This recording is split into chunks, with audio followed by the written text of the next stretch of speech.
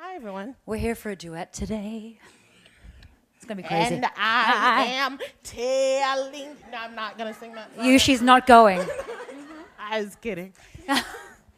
Hi, ladies and gentlemen. Wow, there you are. Look.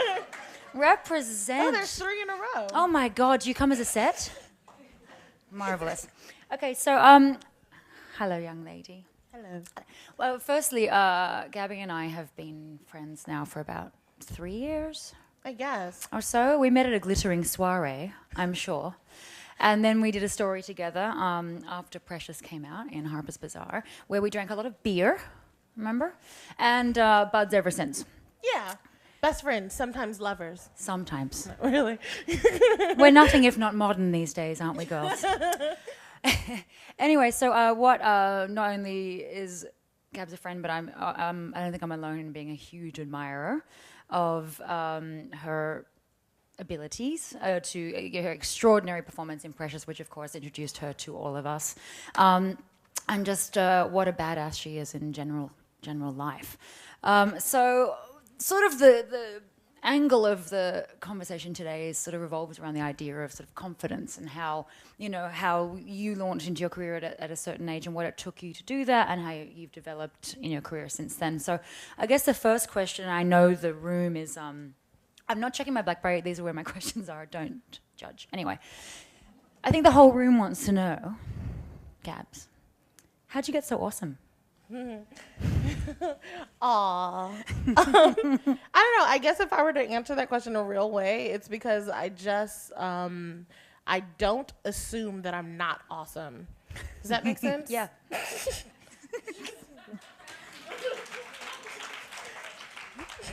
Touche.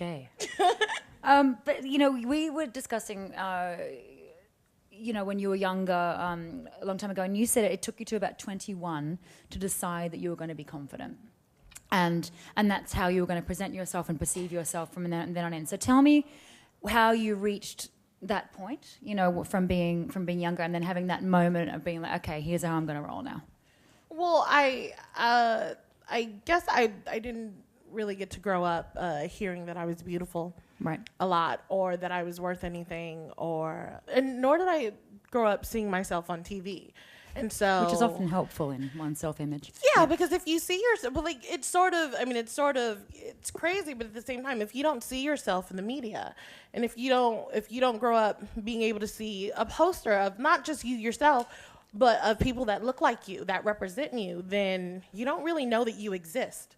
Right. Or that that you have value, because people put so much value on people in the media that you're like, if I'm not that, then I'm not valuable. Mm-hmm. And so it was a little bit of a tough growing up. And then I just, at some point, when I was like 21, 22, I just decided that life wasn't worth living if I wasn't happy, and if I wasn't happy with myself, and if I wasn't in love with myself. And so I just took all the steps that I could to figure out how to love myself. I listed the things that made me happy. I listed the things about myself that made other people happy. And that was really the first step in learning to love myself and in becoming confident.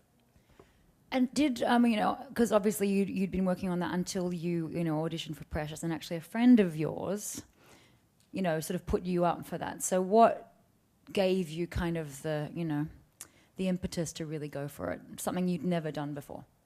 Well, the thing about going to that first audition for Precious was I didn't think I'd get it. Like, I thought I was wasting my time, but I also thought it would be an experience, it'd just be something that I did one day. And so that when the movie came out, Thursday. I auditioned for that. It didn't go well. But then it went well, and it was pretty crazy. I auditioned on Monday and was hired by Wednesday, and it just sort of, I feel bad for saying it, because people are always asking me how they should follow their dreams, and I'm like, I was actually just kidding. Maybe we should all be just kidding a little more. Yeah, mm-hmm. If people are more open to experiences, then you have no idea what could happen to you on a random Monday. But are you, there's a lot of people, I think, How instinctive are you as well? Because I think a lot of people overthink things, you know, and beat yourselves up and coil yourselves into a little ball and don't go anywhere. I'm sort of an proponent of underthinking, but being more instinctive. Were you just like, okay, yeah, is that your philosophy that you kind of take through life? Like, okay, to hell with it, I'll give it a go, and you know. Absolutely. I follow my instincts, but I also sort of follow my own curiosity and just, you know, things I want to do, things I want to experience. And if it doesn't turn out well, then that's okay. I don't really believe in regrets. I only believe in lessons and experiences. And so even if something turns out pretty badly, that's okay, because at least you did it. And it's a lot more than the person that stayed at home and didn't do anything. Yeah. Well, have there been any particular lessons you've learned in the last couple of years? Well, you know what I've learned about confidence? I've learned that just because you are confident on Monday doesn't mean that you will stay confident on Tuesday or even at the end of Monday. I think people think that once you have confidence for life. And that's not true. It's something that we always have to work at. And I mean, I guess people see me as a confident person, but I get shaken a lot, especially being in this business.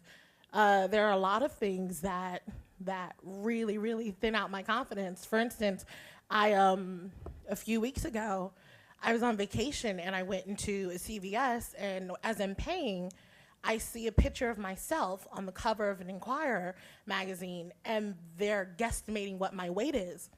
And so it's a picture of me. They are excellent, aren't they? No, aren't they wonderful people? Yeah. And so karma's a bitch.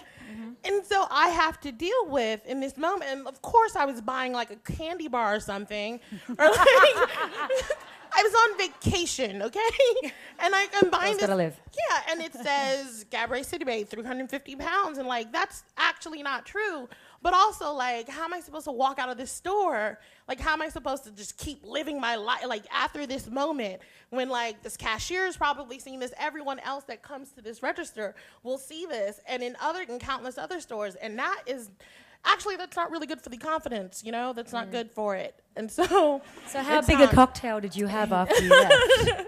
And a little bit of, I had a beer, but it wasn't even the beer. Like, it's just the fact that I have to keep going. I have to keep living my life, and I have to keep being able to sustain myself, and I have to be able to continue to be sane. And so when things like that upset me, I have to find things that build my confidence back up. And so I think that's the most surprising thing that I learned, because every time, you know, I feel like a confident woman, and then something hurts me, and I get really mad at myself, and I say, why are you letting this hurt you? You're confident. And it's okay, because right then I wasn't. Right. Yeah, and you can't, I mean, you are lying if you say you're, you know, bawling all day. But how do you know, in terms of all, you know, all the recognition you did and do receive, the awards and the sparkly dresses and all of that acclaim that sort of came your way in the last little bit, how did and does it affect your perception of the industry and yourself and what you've achieved so far?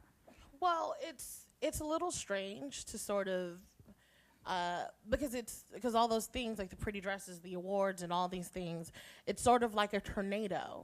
And me being the actress that it's happening to, I'm the eye of the tornado.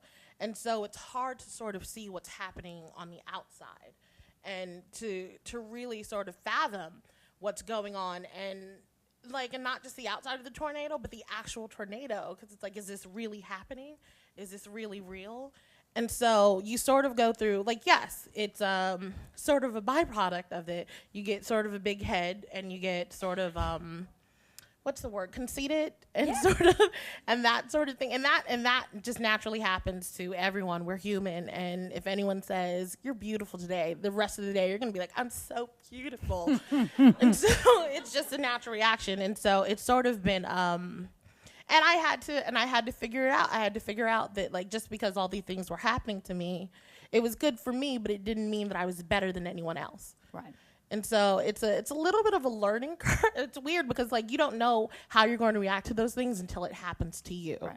And so it's sort of a fight to stay grounded. Is that weird to say? No, because I mean, I think that it's very seductive. All of it is. And but you know, it's since you know all of that sort of being thrust right into the spotlight, as it were. How do you navigate your career now? You're on Gabs is filming the season 4, right? Of the C word. C word. Big C. Big C. Not the C word. The I big forgive C. you. The big C. Repeat. Take it back. The big C. Something about a C. The big C with Laura Linney.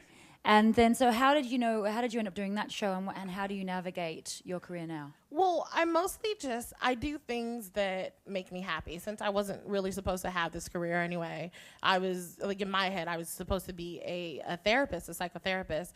And so anything now is sort of just a crapshoot. And so instead of doing things that I think other people want me to do and what other people think I should be doing, I only do the things that were fun. And so I took the Big C. I took it officially after the movie had come out, and I think just a few weeks before I was nominated for the Oscar, just because I wanted to work with Laura Linney, and I wanted to work on a Showtime show, and I wanted to act, and I wanted to do this story. And so, in every other film I've taken since, it's only because I want to do it, and I want to see what it would be like to work with Eddie Murphy. And so I took Tower Heist, and you know, I want to do a big action comedy, and so I thought that would be fun, and so I did it. You know, I did a cameo in another movie because I wanted to work with the director. It's got nothing to do what people think I should do or what I need to do. It's what I want to do, which I'm very grateful to be able to do that. And yeah, being instinctive, I think, is one of your driving. You know, I think that being instinctive is easier. Absolutely. You know, I mean, just like otherwise, because how many people can be trying to tell you what to do every minute of every day? People around you in that tornado. You know what I mean? You just have to like shut it out and go, okay, this feels right. So tell me, what are you ambitious for? I'm ambitious for the continuation of my happiness and for the continuation of my success. And what I mean by success is absolutely relative, much like beauty. I think that if you want to get good grades in school and you get them, you are absolutely successful, and no one can take that away from you. And because I do a job that I absolutely am in love with and I'm able to pay my rent, I'm completely successful, and I'll never not be successful. You know, there are times where I won't necessarily be happy, but that's life. And so I really want to continue. I'm ambitious to continue to be happy and continue to be successful in all these things. Other than that, I can't say I want to win 10 Oscars, because that's crazy and it's creepy and it's weird, and who needs it? But they do muck up a mantle. Yeah, too many that's strange. Yeah. Like at some point you're gonna have to put it in the garage, whatever. Yeah. But I do. That's not ambition to me. Ambition to me is being able to be happy with my job and waking up in the morning and saying, I'm really, really happy. Thank God I get to go do my job. And you're still such a young sprite. You're a baby. I'm 30. Oh my God. 29. 29. I know, but I say I'm 30 now, and people get mad at me. No, don't actresses supposed to say 29 and holding? You just stay there for a while. And then 20 years later, you jump to 39. Yeah. Where do you see yourself in 10 years? In 10 years, I don't know. In 10 years, hopefully, I know I'll still be doing the same things I'm doing now, work-wise. I know I'll still, be making really smart choices as far as acting, and just because the smart choice is choosing what I want to do. But I hope to, in 10 years, to have a family and to have I don't know. I'm not really big on planning, because if you asked me what I'd be doing this year, 10 years ago, I'd be completely wrong. And so it's not that I don't want to plan. It's just that I don't like to be wrong. Yeah. Word. Yeah. I just hope in 10 years I'm still working and still happy. And hopefully, you know what? I want to start writing, and I want to start taking sort of a step behind the camera. Only not because I don't want to be an actress anymore. I just don't want to wait for work. I want to make work. Yeah. I think that's a smarter thing. You've got a really jazzy turn of phrase. You always have. So yes, no, I would read a GS script. It'd be X-rated. It'd be dirty. It would be very dirty. It'd be so dirty. Yeah. So I think we'll. What else is new? Just lowering the tone. That's why the show is really called The C Word. No. So I might open up to any sort of questions if that's... Oh, I knew there'd be some. Okay, hang on. This one went up in the back first. And then you and I gotcha. I just had a question about advice that you got from Oprah Winfrey, because I know that she spent a lot People of time. only just want to know talking about about Oprah. And what's the big deal about Oprah? I'm sorry, go on. What advice I got from her? I guess I think a lot of people think I spent so much time with her, and I didn't. I did not like go back to her farm and pick beans. Like, and if you follow her on Instagram, then you know that all she ever does is pick tomatoes and act and be awesome and interview Usher. But Pink cocktails. yeah, it was the premiere of Precious, and we were all backstage. And she held my hand and she said to me, I woke up this morning and I opened my bay windows, or she said something fantastic, and I saw the sun rising over the mountain that I own. And, so, and I was just thinking, what a wonderful day for you. Today is a great day. She's like, this is the day of you, and I hope that you know that, and I hope that you're proud and happy, because this is your day and you've been waiting for it your entire life, and I just hope that you know that. And so, like, while she wasn't like trying to tell me anything other than to be grateful and to be appreciative of the day, and I took that to mean yes, the day of my premiere, but also every single day. Every day I wake up and it's my day. And it's your day is your day too. Everything's your day. It's for all of us. Does that make sense? How's your mom? I haven't seen her singing in the trains in New York. Oh, she does not sing in the train anymore? She's much too bougie. She does. She is an agent now. She's an agent now, and she tours, and she's sort of always in and out. She's always on the road, and she's not like in a bus or anything. She's not like Motley Crue, but she flies to. I think she's doing something with the Cab Calloway Orchestra. Yeah, and so every day she calls me and she's telling me about building a dress for herself and this seamstress or that, and how this crowd loved her. So yeah, she's doing really well, and now she's doing stadiums or nightclubs instead of subways. Do you have siblings as well?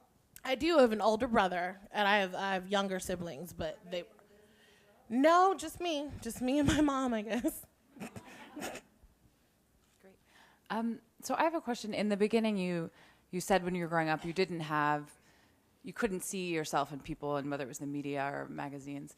And I'm curious, now that you have become sort of the celebrity and I think the role model that you are, how do you think about that sense of, I don't know if it's a responsibility, or do you feel a responsibility, or how do you think about now that you're that person that people can look to? I feel sort of mildly responsible for, I guess, yes, there's a bit of responsibility, but to be fair, I can't be responsible for everyone that sees me on TV, because I don't know those people, and I don't particularly owe them anything, nor do they owe me anything. And so, but what I say, I am responsible because I do have younger sisters who are 16. I do have family who love me and who think of me, and so I don't want to do anything to disrespect the people in my life that I do have to answer to. And so I really, really hope to never go to jail. And I really, really hope. I don't Remember this day. Yes. If it happens. That's what I'm saying. I really hope. I watched jail shows for 7 hours last night, and I know I can't cut it. Did you prepare yourself? I can't do it. I know I can't do it. And so, but I will be responsible. I will be a responsible person, not only because I'm an adult, but because I'm someone's sister, I'm someone's daughter, and I'm someone's niece. And so I can only feel really responsible to the faces that I know. But I promise not to let anybody else down. Like, everybody else, just be cool. Does that answer that? Anybody else? Oh, in the back. Hello.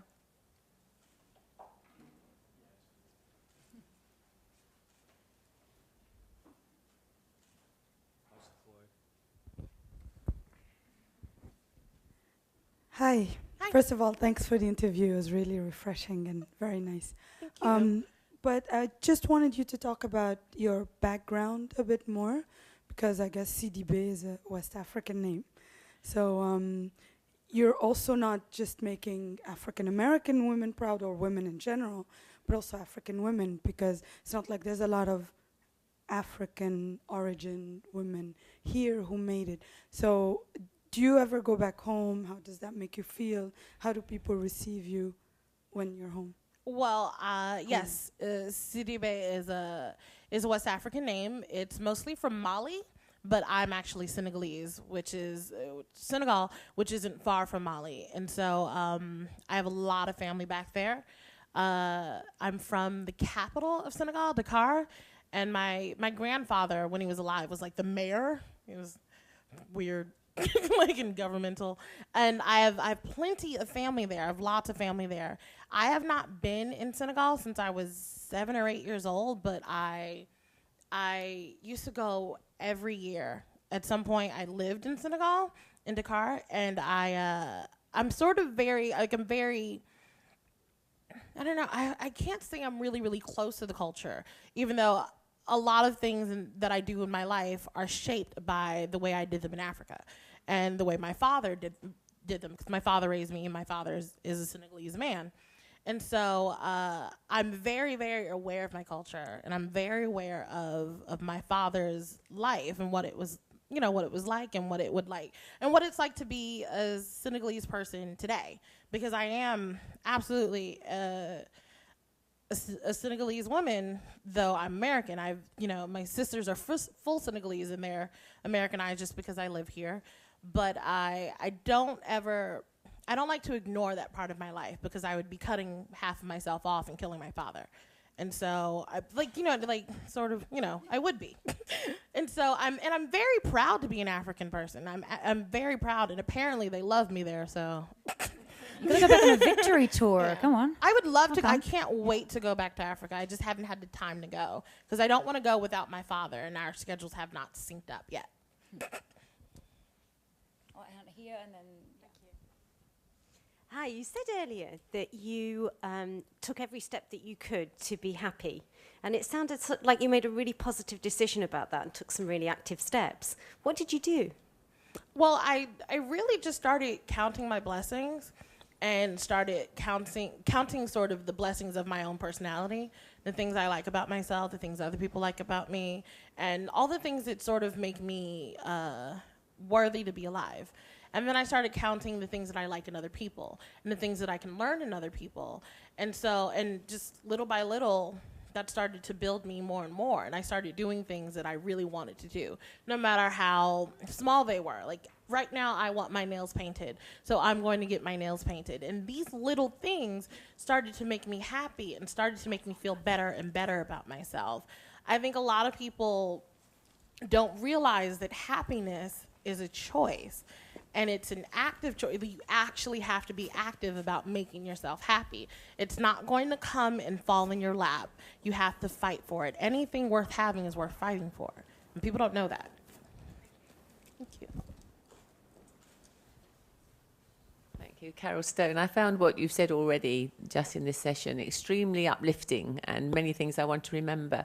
I'm really concentrating myself on the happiness. I agree with you. I think happiness is little joys of moments of burst, the cat sleeping across your lap or looking forward to supper, whatever it is, rather than a state of mind.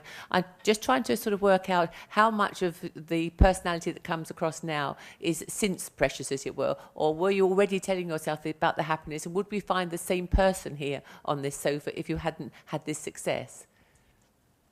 Truthfully speaking, if I hadn't found this person before that movie, I would have made it to that movie. Touche. On that note, and if there's nothing else, Gabourey Sidibe, everybody. Thank you. Thank you all.